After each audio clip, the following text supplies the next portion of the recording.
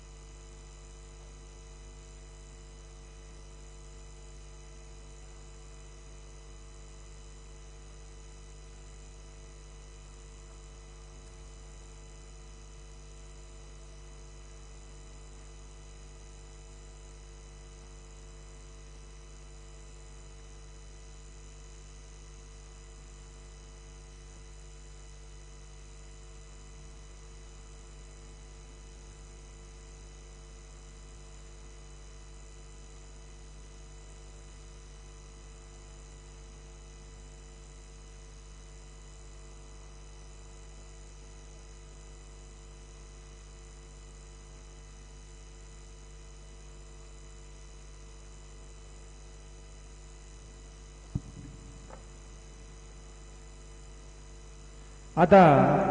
धूप आरती सुरू होत आहे। सर्वांनी एका सुरात आरती म्हणावी। धूप आरती शुरू हो रही है, आप सब एक सुर में आरती गाइए। श्री सच्चिदानंद सद्गुरु साईनाथ महाराज की जय। आरती साई बाबा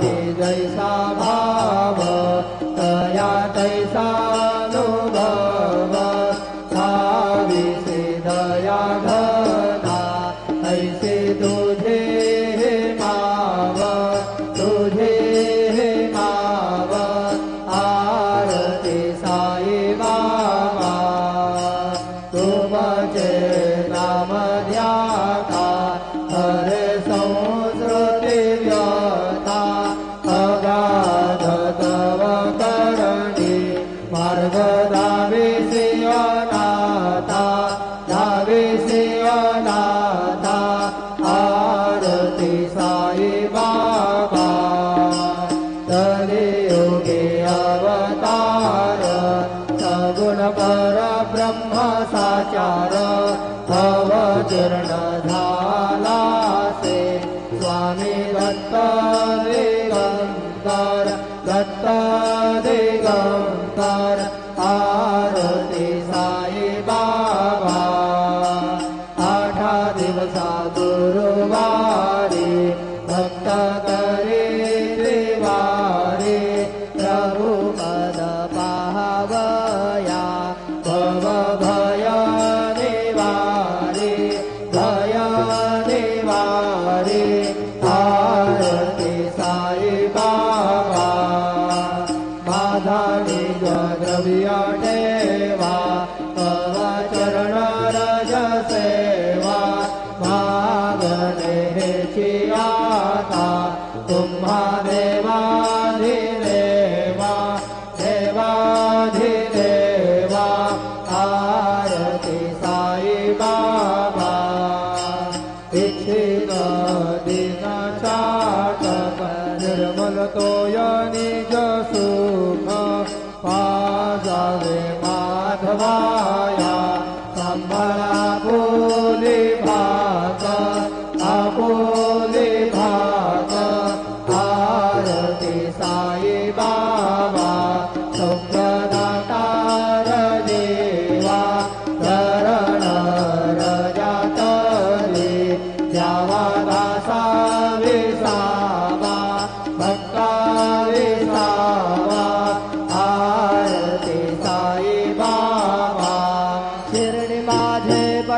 पंढरपूर साई बाबा रमावर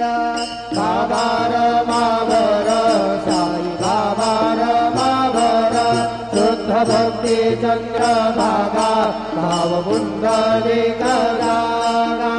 पुंडलिक जागा भाव पुंडलिक जागा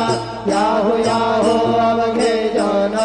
करू बाबांचे वंदन साईचे वंदन करू बाबांचे वंदन जणू म्हणे बाबा साई गाव पाव माझे आई गाव माझे आई गाव पाव माझे आई चालेल टांगण मंदिर चरण डोळ्याने पाहिन रूप तुझे प्रेमे आलिंगन आनंद पूजिन भावे ओवाळीन म्हणे नाम त्वमेव माता पिता त्वमेव त्वमेव बंधु सुतका त्वमेव त्वमेव विद्या द्रविण त्वमेव त्वमेव सर्वं मम देव देव कायेन वाचा मनसेन्द्रियेण वा बुद्ध्यात्मना वा प्रकृतिस्वभावात् करोमि यत् सकलं परस्मै नारायणायति समर्पयामि अच्युतं केशवं राम नारायणं कृष्णदामोदरं वासुदेवं वै श्रीधरं माधवं गोपिकावल्लभं जानकीनायकं रामचन्द्रं भजे हरे राम राम राम हरे हरे हरे कृष्ण कृष्ण कृष्ण हरे हरे श्री गुरुदेव दत्त अनंता तुला ते कसे रे स्तवावे अनंता तुला ते कसे रे नमावे अनंता मुखांचा शिणेशेष गाता नमस्कार साष्टांग श्री साईनाथा स्मरावे नित्य भावे पुरावे तरी भक्ती साठी स्वभावे करावे जगादारुणी मायताता नमस्कार साष्टांग श्री साईनाथा वसे जो सदा भया संतलीला दिसे आज्ञ लोका परिजो जगाला परि अंतरिज्ञान कैवल्य दाता नमस्कार साष्टांग श्री साईनाथा वराला धना जन्म मानवाचा नरा सार्थका साधने भूत साचा धरू साई प्रेमा घडाया हंता नमस्कार साष्टांग श्री साईनाथा धरावे करीसा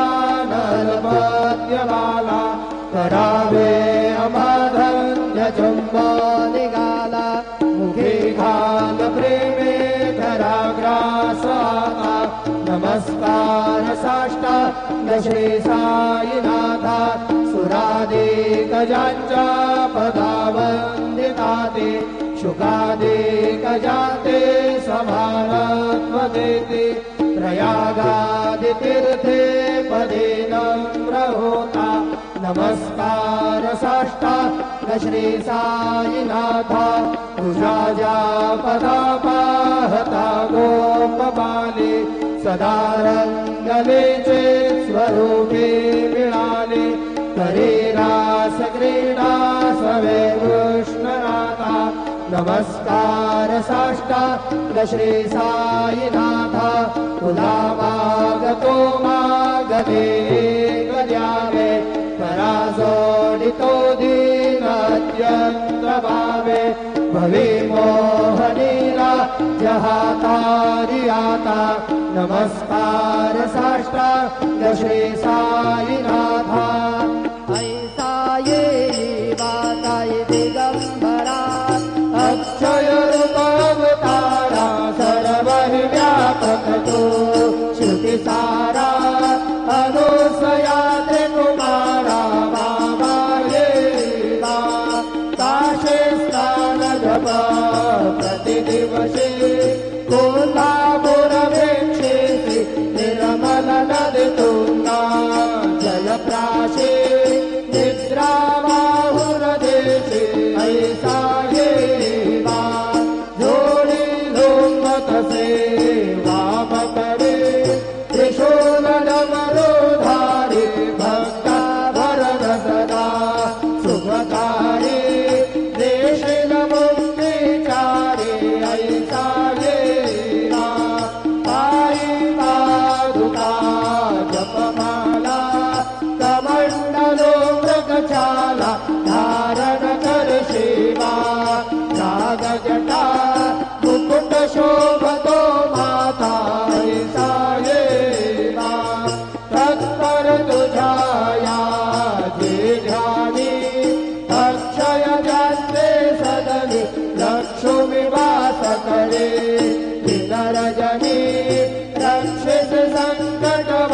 तुझे ऐसा ये या परी ध्यान तुझे गुरुराया कृष्ण करे नयनाया पूर्णानंद सुखे एकाया नाम से हरे गुण गाया ऐसा ये साई दिगंबरा अक्षय रूपावतारा सर्वहि व्यापक तू श्रुति सारा अनुसयाते कुमारा बाबा ये सदा सत्स्वरूपं चिदानन्दकन्दं जगत्सम्भवस्थान संहार हेतुं स्वभक्तेच्छयामानुषं दर्शयन्तं नमामीश्वरं सद्गुरुं साईनाथं भवद्भवान्तविधवं समार्ताण्डमीड्यं मनोवागतीतं मुनिर्ध्यानगम्यं जगद्व्यापकं निर्मलं निर्गुणत्वं नमामीश्वरं सद्गुरुं साईनाथं भवाम्भोधिमग्नार्दितानां जनानां स्वबाधाश्रितानां स्वभक्तिप्रियाणां समुद्धारणार्थं कलौ सम्भवन्तं नमामीश्वरं सद्गुरुं साईनाथं सदा निम्बवृक्षस्य मूलाधिवासात् सुधास्त्राविहन्ति क्रमप्याप्रियन्तं तरुं कल्पवृक्षाधिकं साधयन्तं नमामीश्वरं सद्गुरुं साईनाथं सदा कल्पवृक्षस्य तस्याधिमूले भवद्भावबुद्ध्या सबर्यादिसेवां नृणां कुर्वतां भोक्तिमुक्ते प्रदत्तं नमामीश्वरं सद्गुरुं साईनाथम् अनेकाश्रुतातुर्यलीला विलासै समावेशकृतेशानभास्वत्प्रभावम् अहं भावहीनं प्रसन्नात्मभावं नमामीश्वरं सद्गुरुं साईनाथं सतां विश्रमाराममेवाभिरामं सदा सज्जनैः संस्तुतं सन्नमध्ये जनामोददं मन्दभद्रप्रदन्तं नमामीश्वरं सद्गुरुं साईनाथम् अजन्माद्यमेकं परब्रह्म साक्षात् स्वयं सम्भवं राममेवावतीर्णं भवद्दर्शनात् सम्मुदिता प्रभोऽहं नमामीश्वरं सद्गुरुं साईनाथम् श्री साईश कृपानिधे नृणां सर्वार्थसिद्धप्रद युष्मत्पादरजप्रभावमतुलं धातापि वक्ता क्षमः सद्भक्त्या शरणं कृताञ्जलिपुट सम्प्रापितोऽस्मि प्रभो श्रीमत्साई परेशपादकमला नान्यच्छरण्यं मम साईरूपधर राघवोत्तम भक्तकामविबुधद्रुमं प्रभो माययोपहत चित्तशुद्धये चिन्तयाम्यहर्निशं मुदा शरत्सुधाशं प्रतिमं प्रकाश कृपातपात्रं तव साईनाथ त्वदीयपादाब्जसमाश्रितानां स्वच्छायया तापमपाकरोतु उपासनादैवत साईनाथ स्तवैर्मयोपासनिना सुतस्त्वं रमेन्मनो मे तव पादयुगमे भृङ्गो यथाब्जे मकरन्दलुब्धः अनेकजन्मार्जितवापसंशयो भवेद्भवत्पादसरोजदर्शनात् क्षमस्व सर्वानपराधपुञ्जकात् प्रसीद साई सद्गुरो दयानिधे श्री साईनाथ चरणामृतबोधचित्तात् तत्पादसेवनरता सददञ्जभक्त्या संसारजन्यदुरितौ धवनीर्गतास्ते कैवल्यधाम परमं समवाप्नुवन्ति स्तोत्रमेतत्पठेद्भक्त्या यो नरस्तन्मना सदा सद्गुरो साईनाथस्य कृपापात्रं भवेत् ध्रुवम् रुसो मम प्रियाम्बिका मजवरी पिता हि रुसो रुसो मम प्रियात्मना प्रियसुतात्मजा हि रुसो रुसो भगिनी बन्धुहि श्वशुरसासुबायि रुसो दत्त गुरु साई मा मजवरी कधीहि रुसो रुसो न सुनबाई क्या मजन भ्रातृजाया पुसो पुसो न प्रिय सोयरे प्रिय सगे न त्याति पुसो पुसो सुरनाशका स्वजनाप्त बन्धु पुसो परेण गुरु साई मा मजवरी कधीहि रुसो पुसो न बला मुने करुण वृद्ध हीना पुसो पुसो न गुरु धाकुटे मजन थोर साने पुसो पुसो न च भले बुने सुजन साधु हीना पुसो परेण गुरु साई मा मजवरी कधीहि रुसो रुसो चतुर तत्त्ववे विबुध प्राज्ञानी रुसो रुसो हि विदुषी स्त्रिया कुशल पंडिता हि रुसो रुसो महिपतीयते भजक तापसी हि रुसो दत्त गुरु साई मा मजवरी कधीहि रुसो रुसो कवि ऋषि मुनि अनघ सिद्ध योगी रुसो रुसो हि गृह देवता विकुल ग्राम देवी रुसो रुसो दल पिशाच हि मलिन डाकिनी हि रुसो दत्त गुरु साई मा मजवरी कधीहि रुसो रुसो मृग खग कृमि अखिल जीव जन्तु रुसो रुसो विकप प्रस्तरा अचल आपगाभि रुसो रुसो पवनाग्निवा अवनि पञ्चतत्त्वे रुसो दत्त गुरु साई मा मजवरी कधीहि रुसो रुसो विमल किन्नर अमल यक्षिणी रुसो रुसो शशि खगादिहि गगनिकारका हि रुसो रुसो अमर राज हि हृदय धर्म राजा रुसो दत्त गुरु साई मा मजवरी कधीहि रुसो रुसो मन सरस्वती चपल चित्तते हि रुसो रुसो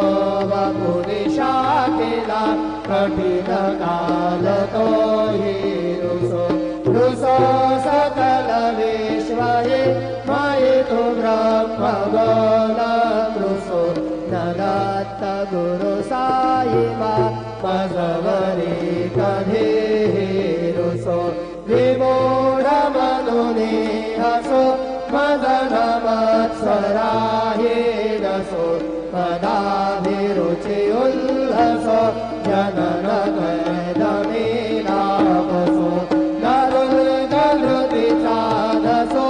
अशिव भाव मागेकसो प्रपञ्चि मन हे रुसो दृढ विरक्ति चित्तिकसो गुणाचे घृणानसो न च स्पृहा कशाचे असो सदैव हृदयैवसो मनसि ध्यानि साईवसो पदे प्रणयवो रसो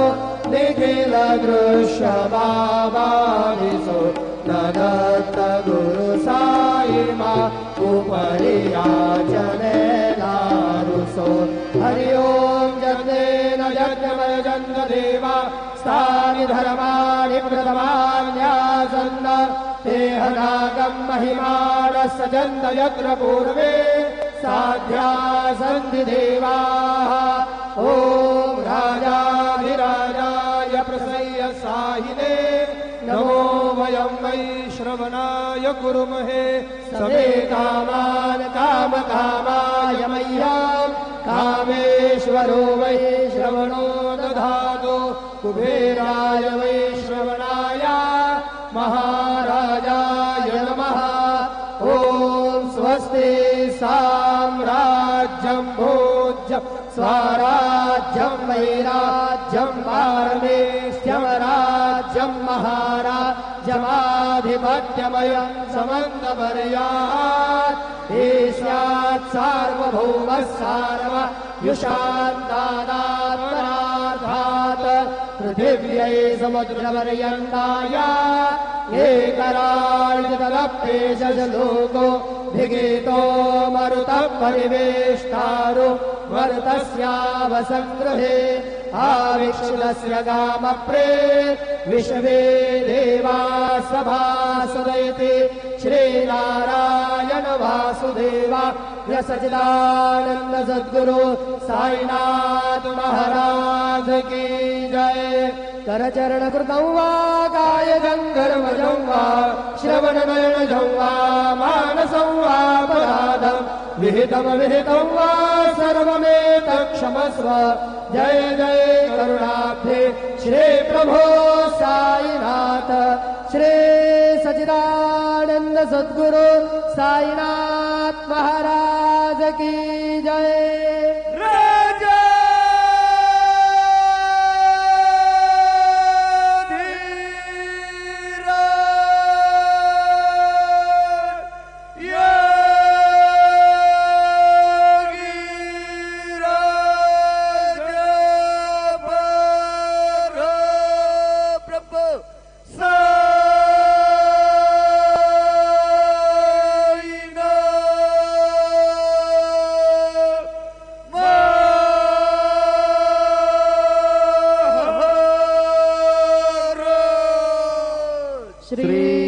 सच्चिदानंद सद्गुरु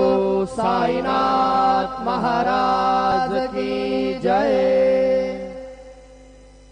हरि ओम पावकालः सर्वदीपाजे वृपाधिदेवते यज्ञं वष्टुधिया वसुः श्रीश्च दे लक्ष्मीश्च पत्न्यावहोरात्रे पार्श्वे नक्षत्राणि रूपमश्विनौ व्यात्तम् इषणन्दिकानामुम्मयिकान सर्वलोकम् मयिकान शुक्लां ब्रह्मविचारसार परमाम् आद्यां जगद्व्यापिनी वीणा पुस्तकधारिणीमभयदां जाड्यान्धकारापहा हस्ते स्फाटिकमालिका च ददति पद्मासने संस्थिता वन्दे तां परमेश्वरीं भगवती बुद्धिप्रदां शारदां गुरुर्ब्रह्मा गुरुर्विष्णुः गुरुर्देवो महेश्वरः गुरुः साक्षात् परब्रह्म तस्मै श्री गुरवे नमः। सद्गुरु साईनाथ देवताभ्यो नमः।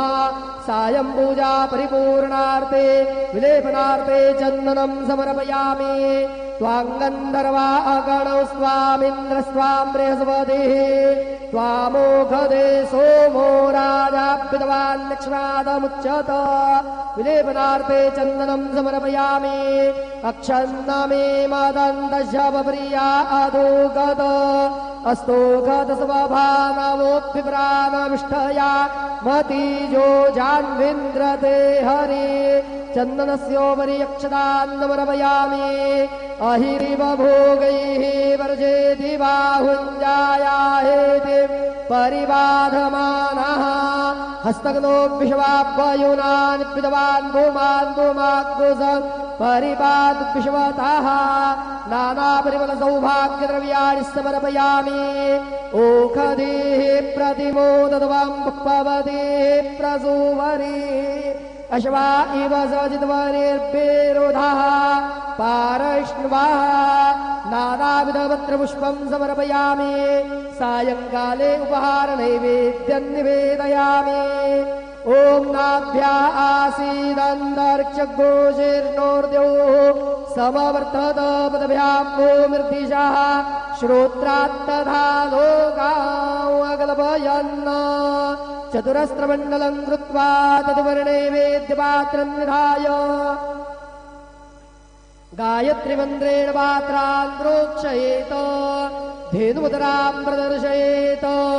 कृतन्त्वा सत्येन परिखिञ्जामि नैवेद्यं निवेदयामि ॐ प्राणाय स्वाहा